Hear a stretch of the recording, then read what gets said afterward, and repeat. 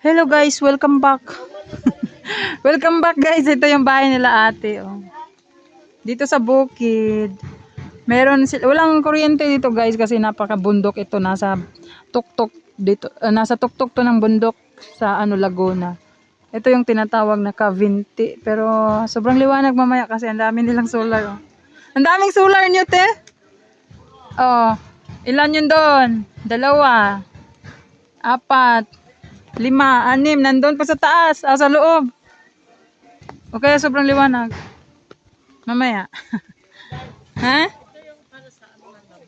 Ah, yan siya, te. Tapos anong inaano dyan, te? Ay, tanim lang. Ayan na yung prinsesa. Galing sa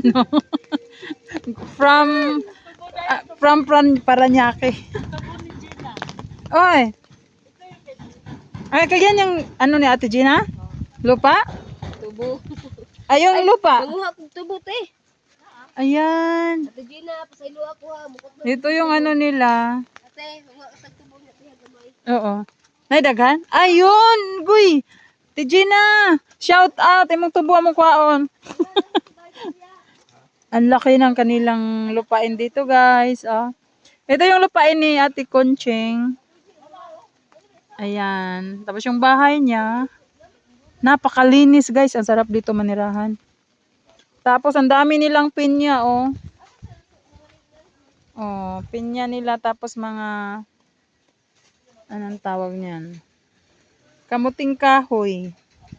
Wala pang bunga. Oh, laman pala. Ayan yung ni Ate Gina.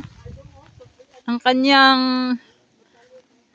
ang tawag niyan sugar cane, ang kanyang tubo, napaka na taas na. Ate Gina, kunin namin yung tubo mo. Kasi wala ka dito. Ang taas na. Yan yung kanilang lupain, guys. Napakalinis. Tinataniman nila ng mga pinya.